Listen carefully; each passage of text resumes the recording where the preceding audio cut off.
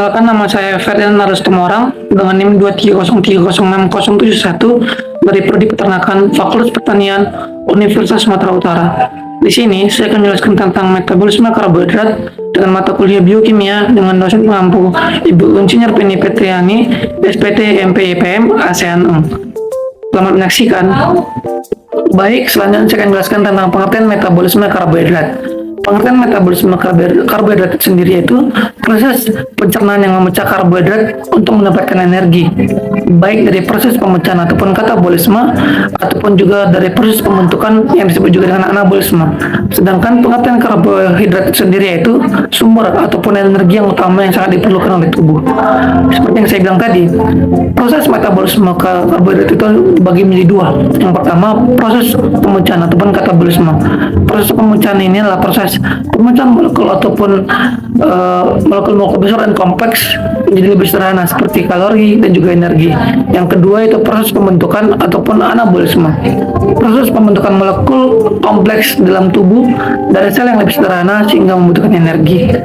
Dan juga teman-teman dan juga ibu dapat melihat skema seperti yang digambar ini, serta juga saya akan jelaskan tentang tahapan-tahapan pada metabolisme karbohidrat.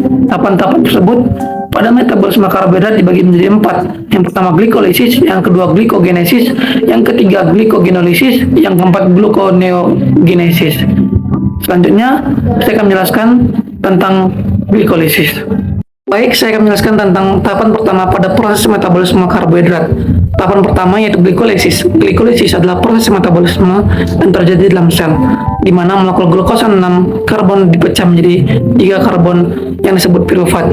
Proses ini berfungsi untuk menghasilkan energi dalam bentuk adenosin trifosfat ataupun yang disebut ATP yang diperlukan oleh sel untuk berbagai aktivitas. Tahapan yang menghasilkan energi melibatkan konversi pirufat menjadi ATP dan NADH melalui serangkaian reaksi biokimia seperti yang ada pada gambar ini. Baik, selanjutnya saya akan menjelaskan tentang tahapan yang kedua pada proses metabolisme karbohidrat, yaitu glikogenesis. Glikogenesis ataupun juga disebut dengan pembentukan glikogen dari glukosa. Glikogen merupakan bentuk utama karbohidrat yang disimpan terutama di hati dan di otot. Glikogen ini dapat diubah menjadi glukosa ketika dibutuhkan untuk memproduksi energi ketika sel otot melakukan kerja berat.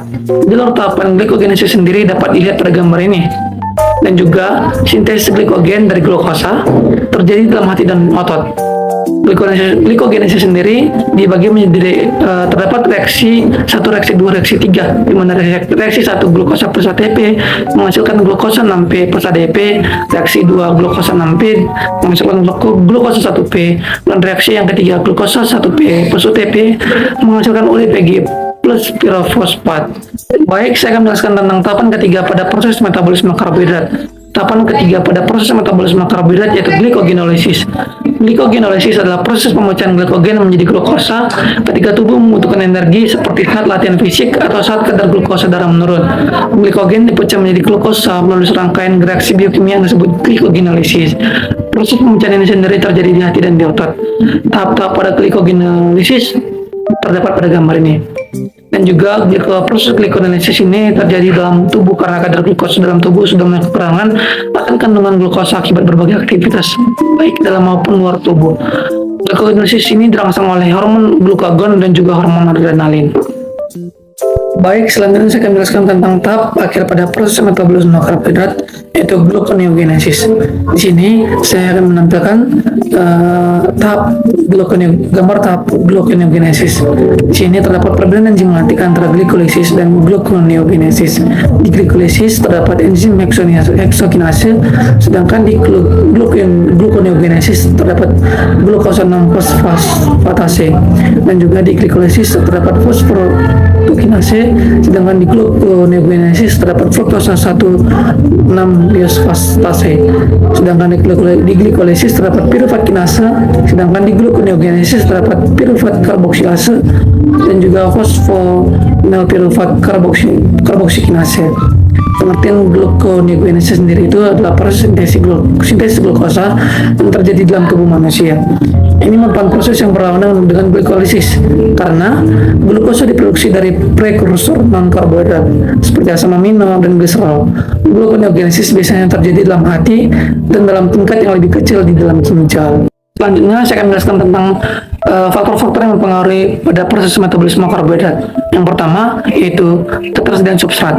Ketersediaan glukosa dan karbohidrat lainnya dalam tubuh mempengaruhi tingkat metabolisme karbohidrat. Misalnya asupan makan yang tinggi karbohidrat dapat meningkatkan kadar glukosa darah yang dapat memicu pelepasan insulin dan meningkatkan penggunaan glukosa oleh sel-sel tubuh. Dan yang kedua yaitu aktivitas fisik. Aktivitas fisik dapat memicu penggunaan karbohidrat secara signifikan. Selama latihan, tubuh menggunakan glukosa sebagai sumber energi untuk memenuhi kebutuhan energi yang meningkat.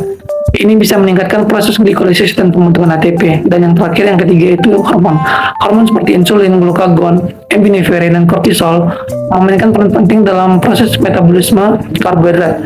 Insulin membantu mengatur kadar glukosa darah dengan merangsang uptake glukosa oleh sel-sel tubuh dan menghambat produksi glukosa oleh hati.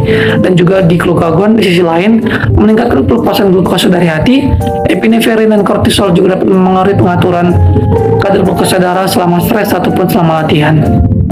Baik, sekian dari presentasi saya. Semoga presentasi saya dapat menambah wawasan kepada kawan-kawan dan juga setiap orang yang ingin mempelajari bidang ilmu biokimia. Terima kasih.